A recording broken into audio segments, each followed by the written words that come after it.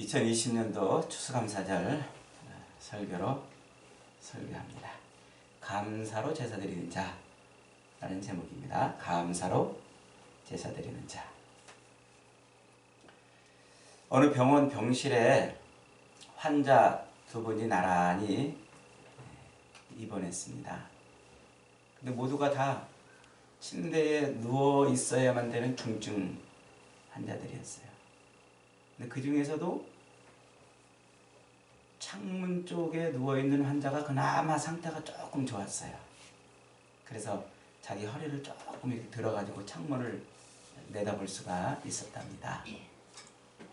이 환자는 출입문 쪽에 누워있는 그 환자를 위해서 자기가 창밖의 풍경을 바라보면 그걸 출입문 쪽의 환자한테 이야기해주고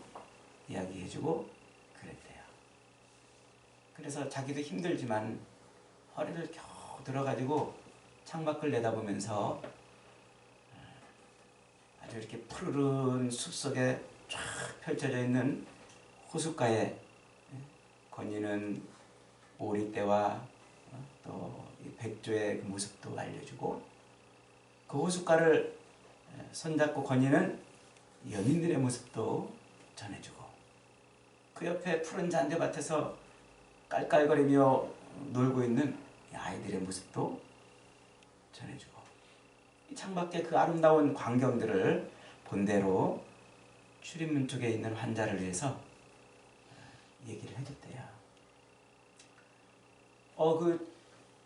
그 덕분인지 이 출입문 쪽에 있던 몸도 제대로 가누지 못했던 이 환자가 점점 삶에 대한 소망이 생겼어요. 삶의 의지가 불타오르고, 그 창밖의 풍경을 자꾸 들으면서 뭔가 살아야 되겠다는 그런 소망이 생겼다는 거예요. 점점 상태가 하루가 다르게 막 좋아졌대요. 그런데 점점 그렇게 창밖의 소식을 들으면서 하루가 다르게 상태가 좋아진 이 출입문 쪽의 환자가 마음에 슬금슬금 이상한 생각이 들더라는 거죠. 왜 내가 하필이면 저 창밖의 풍경을 저 사람을 통해서 들어야 되는가? 나도 내가 직접 봤으면 좋겠다.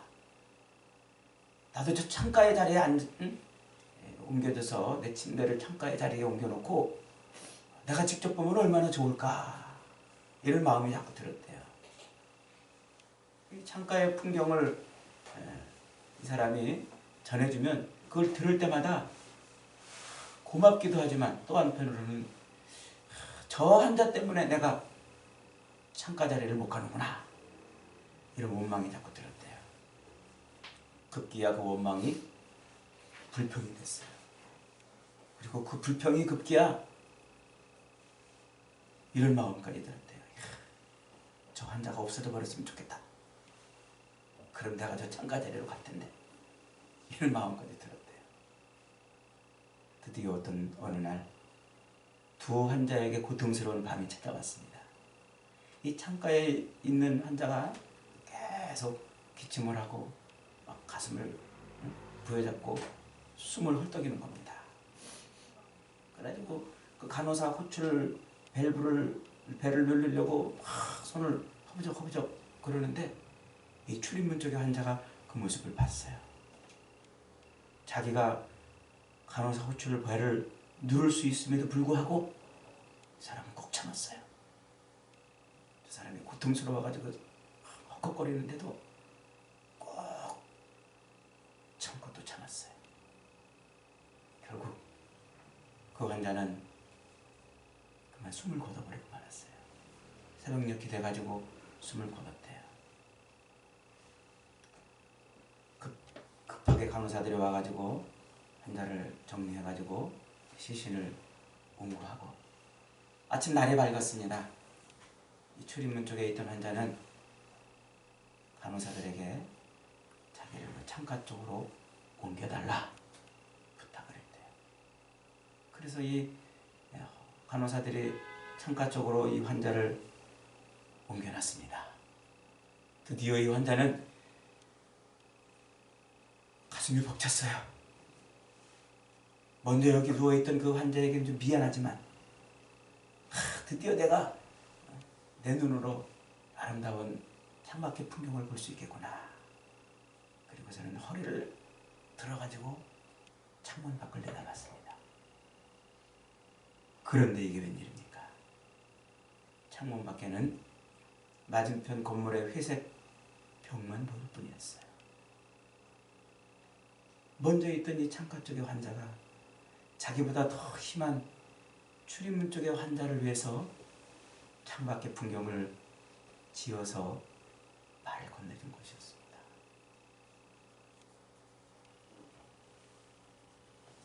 여러분, 그 사람이 어떤 사람인가?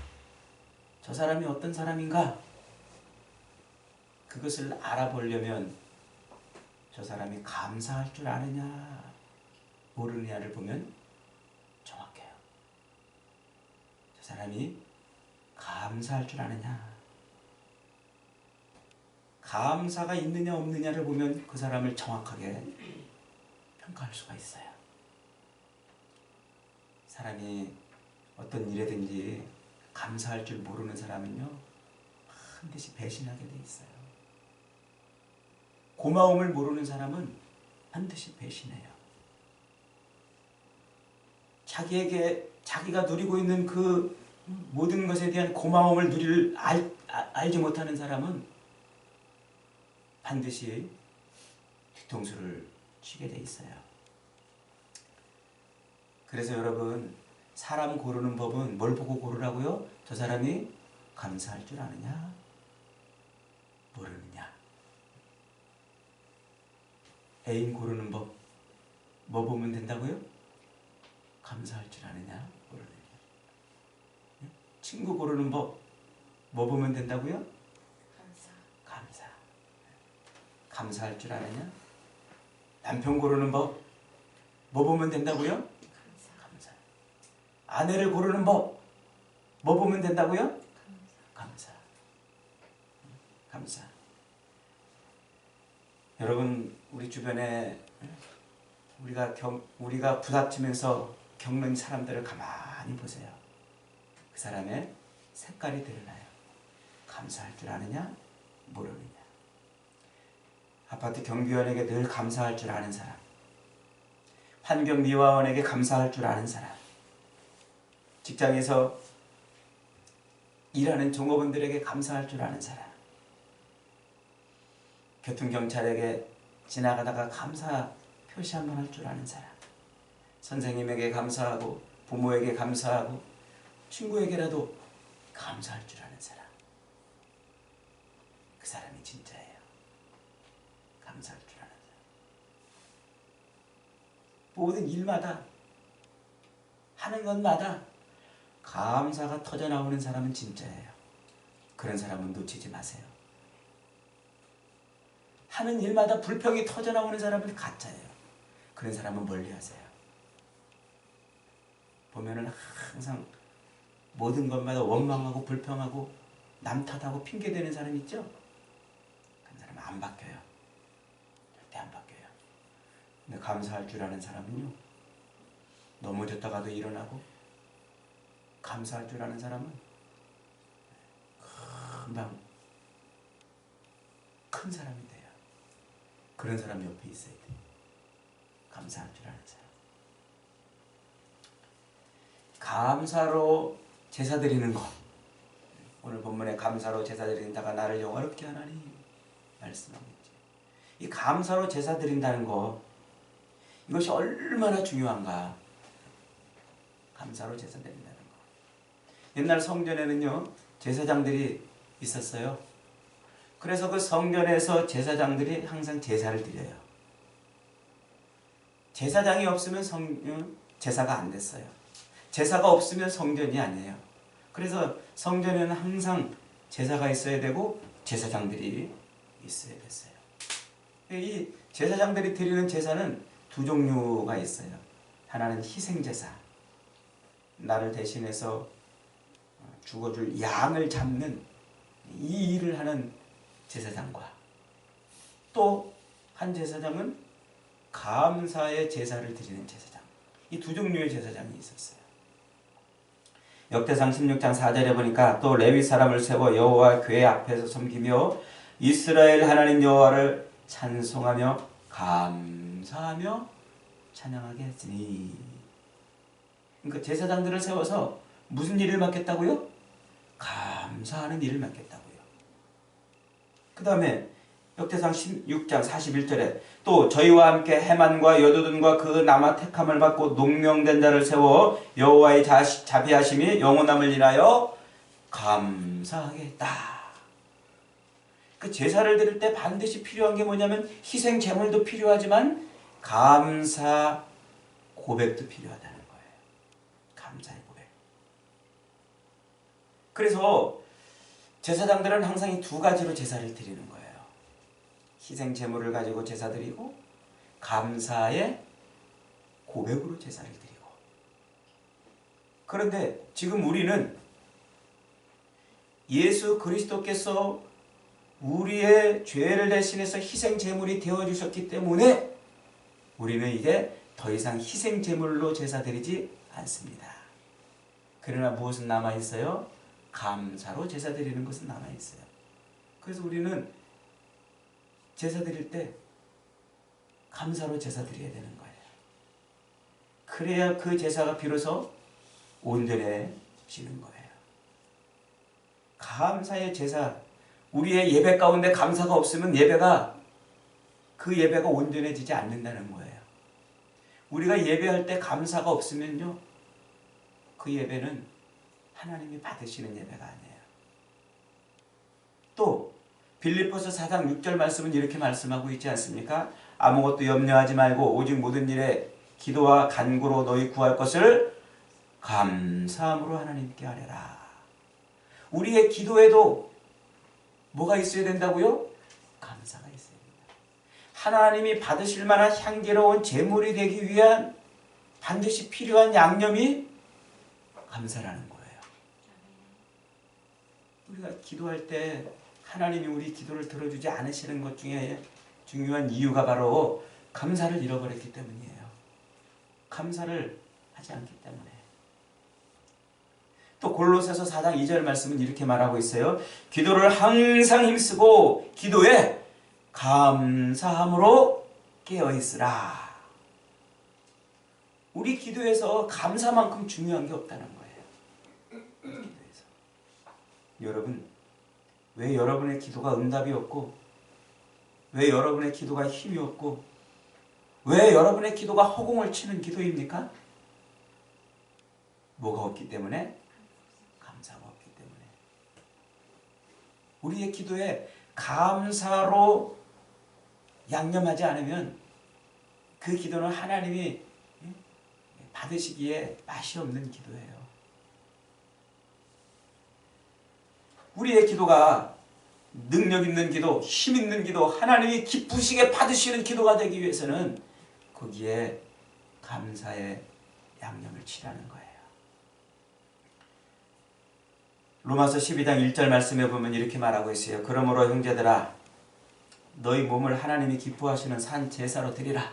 너희 몸을 하나님이 기뻐하시는 거룩한 산 제사로 드리라.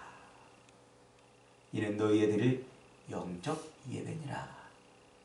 우리가 영적으로 예배를 드리는 것을 하나님이 뭐라고 보신다고요?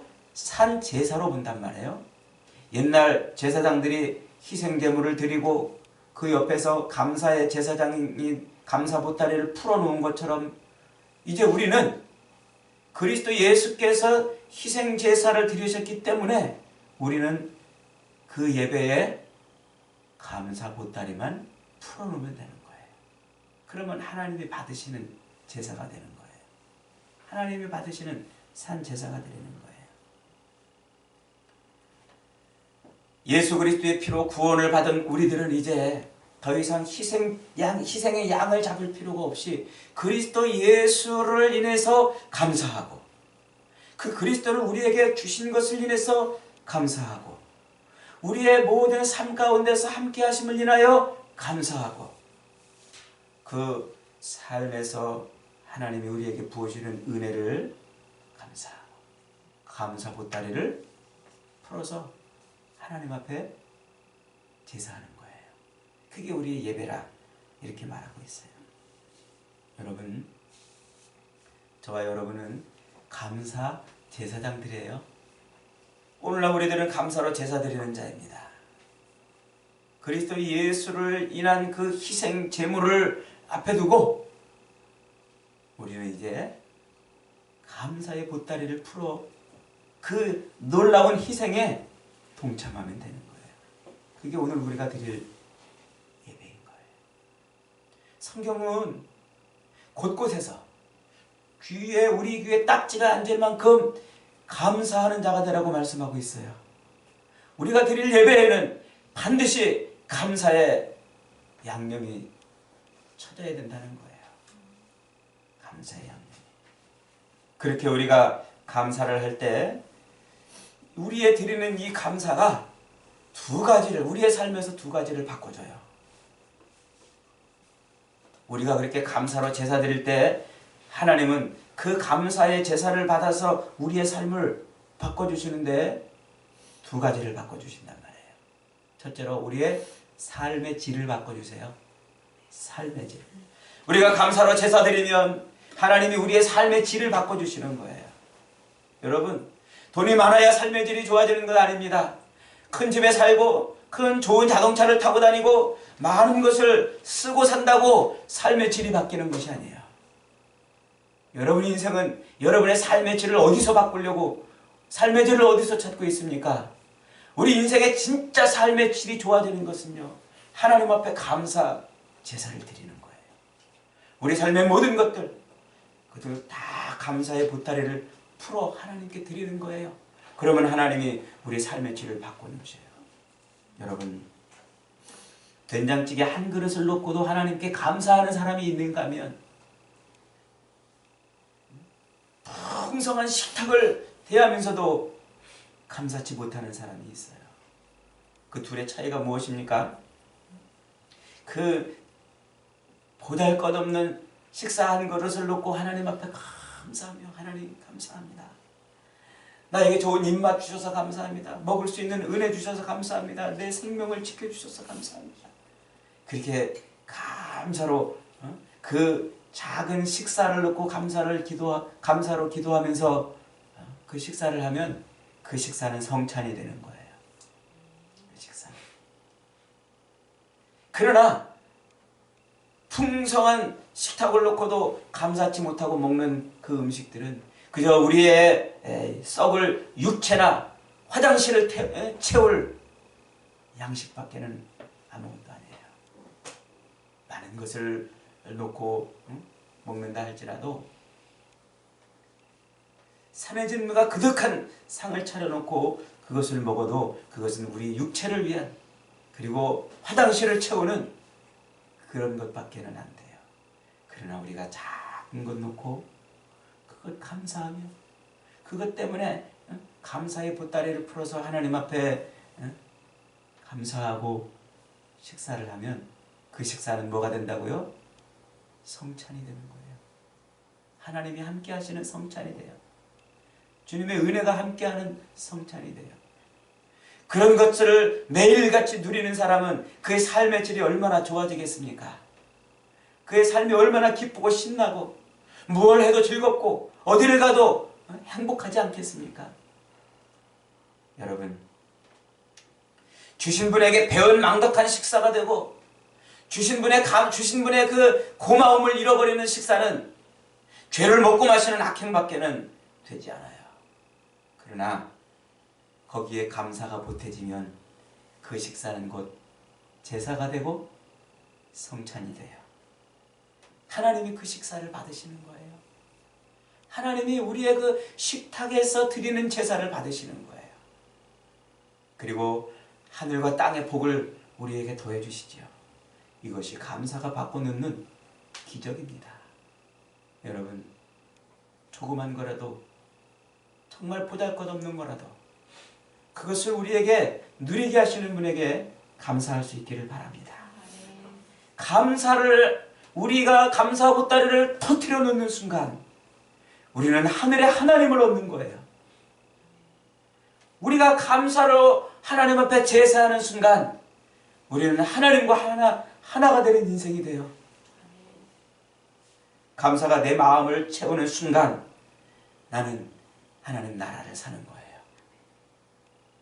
그러니 어떻게 사람이 변하지 않을 수 있겠습니까? 그러니 어떻게 그의 삶의 질이 바뀌지 않을 수 있겠습니까? 감사할 줄 모르는 사람은 아무리 좋은 것을 누리고 아무리 좋은 옷을 입고 아무리 좋은 것을 먹고 아무리 좋은 차를 타고 아무리 좋은 집에 누워 있어도 늘 불편과 짜증과 탄식과 원망과 근심이 가득해요. 그러나 작은 것에도 늘 감사할 줄 아는 사람은 하나님을 얻고 하나님이 함께하는 인생이 되니 얼마나 그 인생이 가슴 벅차고 신이 나겠습니까? 여러분, 삶의 질이 높아지고 싶으십니까? 감사하십시오. 잃어버렸던 감사, 묶어놓았던 감사 보따리를 펼쳐놓으십시오. 여러분의 인생의 삶의 질이 순식간에 높아질 것입니다. 둘째로, 감사는 환경을 극복하게 해줘요. 뭘 극복하게 해준다고요? 우리의 환경을 극복하게 해줘요. 남이 볼 때 가진 것이나 형편이나 처지가 하나도 변하지 않을지라도 그 환경을 우리가 뛰어넘을 수 있게 만들어주는 거예요. 여러분, 시편을 보세요. 시편을 보면은 수많은 감사의 고백들이 하늘의 별처럼 반짝반짝입니다. 별은 캄캄해야 보이는 것 아니겠어요? 별은 주변이 깜깜해야 더 빛나는 법이에요. 시편의 감사들이 더 반짝이는 이유가 뭡니까? 그 시편을 쓴 시인들의 삶이 너무나 척박하고 고통스러운 환경에 있었기 때문에 그래요. 다윗은 자기 삶에 너무나 큰 고통, 너무나 큰 어려운 환경 속에서 그는 하루하루를 보내야만 했습니다. 숨이 꼴깍꼴깍 넘어가는 그런 정말 처절한 삶 속에서 하루하루를 보내야 됐습니다. 그런데도 그의 입술에서는 뭐가 그치지 않았어요? 감사의 고백이 그치지 않았어요. 사냥꾼에게 쫓기는 토끼처럼 도망을 다니면서도 그는 아름다운 감사제를 지어냈어요. 깊은 병중에서 신음하면서도 그는 아름다운 감사로 찬양했어요. 아들의 칼에 죽을 고비를 하면서 맨발로 광야로 뛰쳐 도망을 치는 가운데에서도 그는 감사의 노래를 그치지 않았습니다. 외로움의 바다에 빠져서 침묵하면서도 그는 감사했고, 시련과 고난의 바다에서 헤엄쳐서 죽을 고비를 넘기면서도 그는 감사로 노래를 했습니다. 그는 시마다 때마다 일마다 순간마다 감사의 보따리를 풀어놨어요. 수많은 허물에도 불구하고 하나님이 다윗을 왜 성군이라고 말해줍니까? 왜 하나님을 내 마음의 합한 자라고 말해줍니까? 그는 그렇게 감사의 눈이 열렸던 사람이에요. 그는 그렇게 감사의 문을 열었던 사람이에요. 그는 자기가 누리고 있는 이 모든 것들이 감사할 이유로 충분했던 사람이고, 감사할 이유로 조금도 부족하지 않았던 사람이었던 겁니다. 그래서 그는 모든 것에 감사했어요. 하늘의 해를 보고 감사하고, 달을 보고 감사하고, 별을 보고 감사하고, 뺨을 스치는 바람에 감사하고, 하나님을 알고 하나님을 경외할 수 있는 마음을 주신 것을 감사하고, 고난 속에 들어가게 하신 것도 감사하고, 슬픔과 눈물을 흘리게 하시는 것도 감사하고, 그 모든 환경 속에서 그는 감사의 보따리를 풀어놨어요. 하나님은 감사로 자기 삶을 버무려 가지고 제사 드리는 그 다윗의 제사를 받으셨어요. 그의 인생을 하나님이 쓰고 싶은 대로 쓰셨어요. 이것이 감사 드리는 자가 누리는 복인 것입니다. 사랑하는 여러분, 오늘 우리가 누리는 것이 감사할 이유로 부족합니까? 지금 저와 여러분이 누리고 있는 이 모든 것이 감사할 이유로 작은 것입니까? 억만 죄악에서 우리를 구원하신 그 놀라운 은혜는 어찌하실 것입니까? 하나님께서 우리의 모든 죄악을 인해서 우리를 건져주시고 우리를 이렇게 살게 하신 것만으로도 우리의 모든 삶을 다 드려서 감사할 이유로 충분하다고 믿습니다. 사랑하는 여러분, 지금 환경이 곤고하고 삶이 괴롭습니까? 지금 내가 누리고 있는 이 모든 것들이 고통스럽습니까? 뭔가 바뀌기를 원하십니까? 새로워지기를 바라십니까? 여러분 삶에서 잃어버렸던 걸 빨리 되찾으세요. 묶어놓았던 감사 보따리를 펼치시고 잃어버렸던 감사 보따리를 다시 되찾아 보십시오. 어느 순간 깜깜했던 여러분의 인생에 별같이 하나님의 은혜가 빛날 것입니다. 여러분, 감사로 제사드리지 않으면 환경이 우리를 잡아먹습니다. 환경은 창과 칼과 바늘 갖고 수시로 우리를 찌릅니다. 자식이 늘 찌르고 남편이 늘 고통스럽게 하고 아내가 늘 괴롭히고 병 때문에 돈 때문에 친척 때문에 이런저런 이유들 때문에 늘 우리 삶이 고통스럽고 힘들 수 있습니다. 그런데 그때 감사로 그 모든 것을 덮어버린다면 신기하게도 우리 환경이 아름다운 인생의 환경으로 바뀌는 거예요. 오늘 말씀을 다시 한번 읽어드립니다. 감사로 제사드리는 자가 나를 영화롭게 하나니 그 행위를 옳게 하는 자에게 내가 하나님의 구원을 보이리라. 여러분 삶에서 구원받기를 원하십니까? 그 고통에서 놓여지고 그 슬픔에서 구원받기를 원하십니까? 감사로 제사드려 보십시오. 감사로.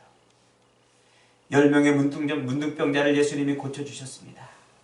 9명은 어디로 갔는지 보이지도 않습니다. 그런데 한 명이 와서 예수님께 감사하다고 말했습니다. 그것으로 끝날 줄 알았는데 예수님이 그 한 명을 바라보고 나머지 9은 어디 갔느냐고 물으셨어요. 주님은 우리에게서 감사를 찾으시는 분이십니다. 주님은 우리에게서 감사를 찾으시는 분이십니다. 왜 주님이 우리에게서 감사를 찾으실까요?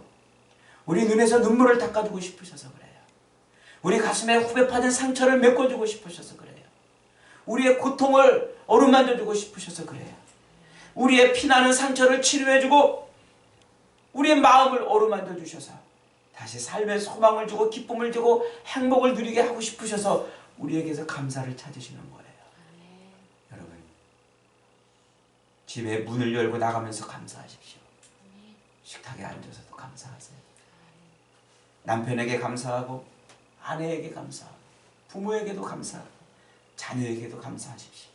교우들에게도 감사하고 선배나 후배들에게도 감사하고 이 조국에도 감사하고 직장에도 감사하고 우리 땅을 찾아주는 저 철새들에게도 감사하고 길거리에 화려한 나뭇잎을 자랑하는 가로수들에게도 감사하고 떠오르는 태양을 보고도 감사하고 지는 해를 보고도 감사하고 환하게 비추는 저 달과 별빛들을 보고도 감사해 보십시오. 무엇보다도 우리를 죄에서 구원해 주신 하나님께 감사하십시오.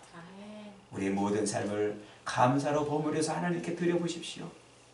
우리의 삶의 모든 것들을 하나님께서 받으시고 우리와 함께 하실 것입니다. 여러분, 감사는 상식이 아니라 진리입니다. 감사는 윤리 도덕이 아니라 종교입니다. 감사는 입에 발린 인사가 아니고 하나님 앞에 드리는 제사고 신앙입니다. 우리의 삶의 운명을 바꿔주는 능력입니다. 날마다 감사로 제사 드려 하나님을 얻고 하나님의 영광을 누리는 저와 여러분이 다 되시기를 주님의 이름으로 축원합니다. 아멘.